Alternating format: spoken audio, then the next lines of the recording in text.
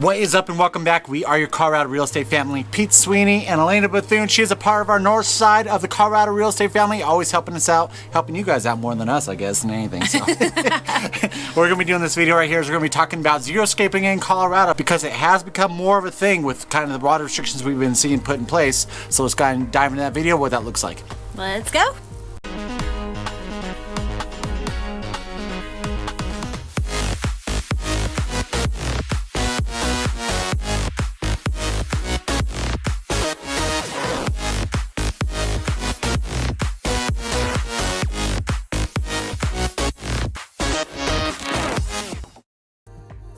Before really breaking into that xeriscaping end of things, what we're going to do is we're going to talk about these water restrictions that we have been seeing in the state of Colorado, heavily due to the amount of people who are moving into the state. I mean, I know growing up as a kid, it really wasn't a thing. Every now and then when we had a really dry year, we didn't get as much snow as we typically do. The snowpack wasn't as high as it should be. They'd be like, all right, you know, we have water restrictions, only water your lawn 3 times a week, where now it seems like it's every single year, but I guess Northern Colorado doesn't really have anything in place. We did have a pretty good year. Yeah, we had a really wet winter, and so we were looking into the restrictions today, and Loveland and Fort Collins, for instance, don't have restrictions right now. But there's been a lot of changes lately. The 2020 wildfires definitely impacts the water availability as well as water quality. You know, the ash that falls into the water, people can't use that as much, and so we're starting to rely on more things like Horsetooth Reservoir and things like that. So it can get really depleted. Those restrictions can come into play, and it's even gotten to the point where they put a moratorium on building until they had a little bit better water treatment plants put in place in northern Colorado here, where all of the new build is going in on the eastern side of I-25. That's still kind of a tumultuous thing that they're working through right now, but I do believe they're starting to permit again for new build. If we're talking about the Denver metro area, the city of Denver is actually raising the height of one of their water supplies over at Gross Reservoir. What they're doing is they're raising by like 100 feet. It was a huge thing. Boulder is still kind of, or there's a few groups in Boulder who are still trying to protest a little bit to get it struck down, but it just kind of shows with the amount of population that's moved into Denver, northern Colorado, this Colorado area, we have been really experiencing that. Right, even in northern Colorado here, they're putting in a new reservoir. So up here, right on the western side of I-25, kind of along the foothills, they're taking a whole chunk and going to fill that into a new reservoir to allow more of that water supply too. So it's crazy some of the things that they're starting to do to give us a little bit more of that water supply.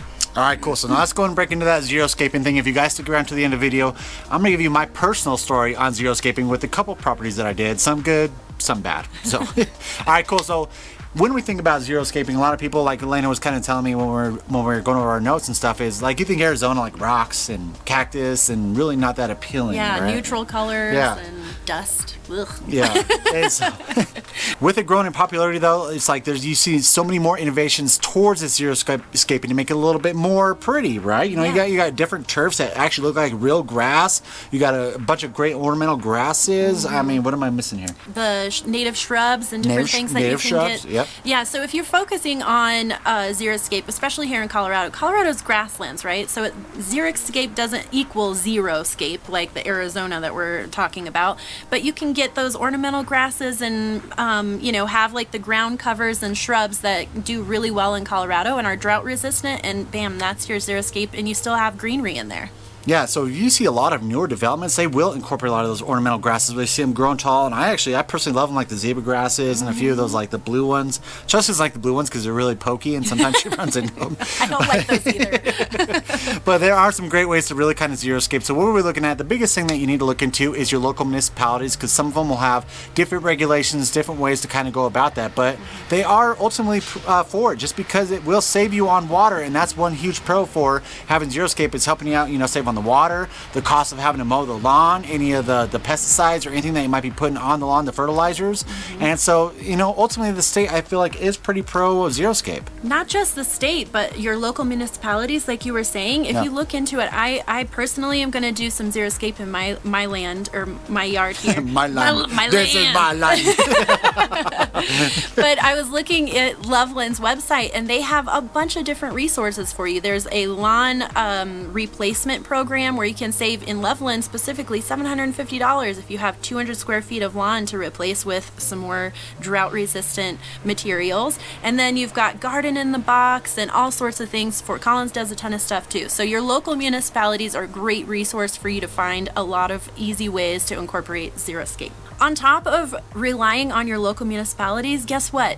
If you did a Xeriscape, we're finding some studies saying that that can increase your home values by up to 15%. So it's also a smart investment too. Yeah, it's definitely an appealing thing as long as it's done right? As long as you don't go the Arizona route where you have just rocks covering your entire front yard, or you just do mulch and you're like, what's this? Doesn't look good at all. So as long as you approach it in a tasteful way, it might help you out with that home equity. Next, guys, because you know Chelsea loves to take her notes. You know she's a very analytical, list type of person. What we're gonna do is we're gonna break in some steps to Zeroscape based on what Chelsea says, right? Yeah. Before we do that, guys, if you are enjoying this content and if you want it to be exposed to other people, I want you to do us a favor, hit that subscribe button, little notification bell, give us a thumbs up if you are enjoying this content, and of course if you are looking at purchasing real estate here in the state of Colorado, give us a call on the phone number right below right there. Doesn't matter date or time, we are answering texts and calls, doesn't matter. All right, so let's go ahead and break into those steps that Chelsea wrote down for I guess steps to Zeroscape. So steps to Zeroscape. Number 1, survey the yard.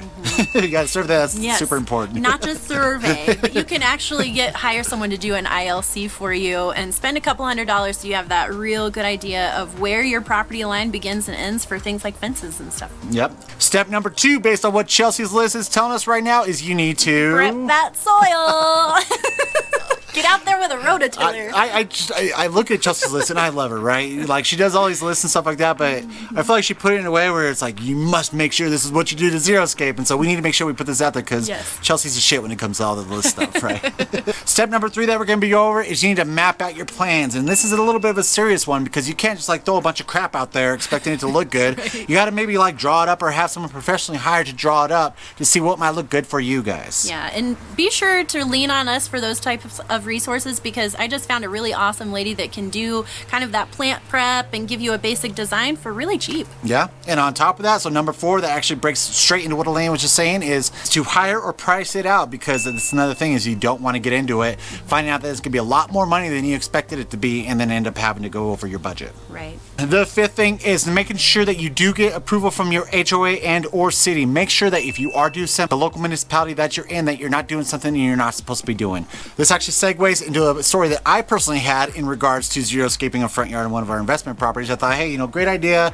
Investor property, don't have to worry about anyone mowing it or nothing like that. So I Xeriscaped the backyard, and I'm going to say I was one of the people that didn't do it all that great. It was just a bunch of mulch and whatever, wasn't that pretty. But the front yard, I'm like, hey, what would be super cool is if I put down some turf, the fake grass. Don't have to worry about anyone mowing it. Don't have to worry about watering it. Come to find out it was in the city of Thornton and it's not allowed. And so still waiting for that slap on the hand whether or not I should do that. So currently where it sits, it's nice, it's 0, but at the same time, hopefully Thornton's not watching this because I could probably get a little bit of a fine for that.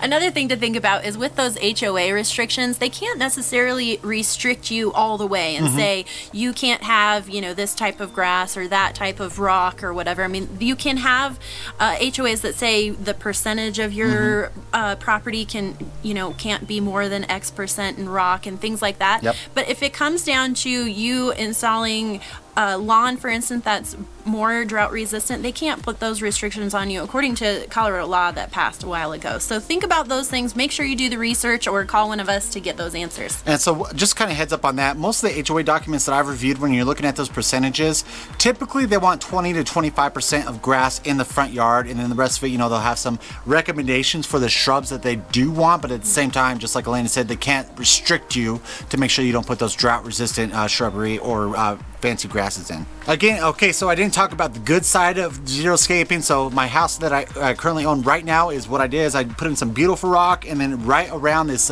perfect turf area, and it's laid out just perfectly so you could do some cornhole with it. It's perfect length, perfect width, but it's super amazing. That way, my kids go out and play in the backyard. I've got dogs. I don't have to worry about them yellowing my grass. I don't always have to go out there and fertilize it and mow it. All I have to take care of is pretty much that 25% lawn that I have in the front yard, but it is an amazing option. There's so many people who are interested in it. Actually, they saw mine and like, oh, I want to do that too. That's amazing. I don't have to mow my backyard and do all this stuff. So definitely checking into it, guys. There are some steps that you have to take prior to make sure it's done right, that it's done on budget, and you're not violating any local or HOA ordinances that are in place. And that it still looks pretty. And it still looks pretty, yeah. that's why we got they're the pretty people.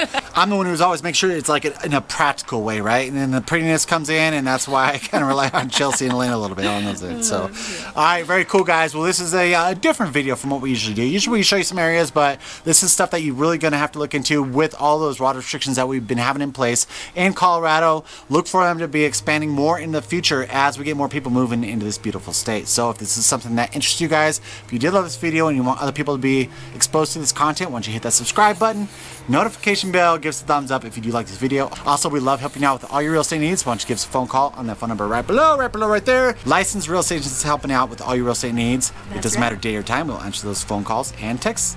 Until next time, we love you. Bye, guys. Right here, some things to kind of approach it and some... No? What? No, what? Well, another thing too with like if we're talking about in the Denver metro area is they are Denver, and of course, guys. No, I don't like it. Step number two, based on what Chelsea's list says, is you need to prep that soil. do it again because I was like, Okay. okay, all right.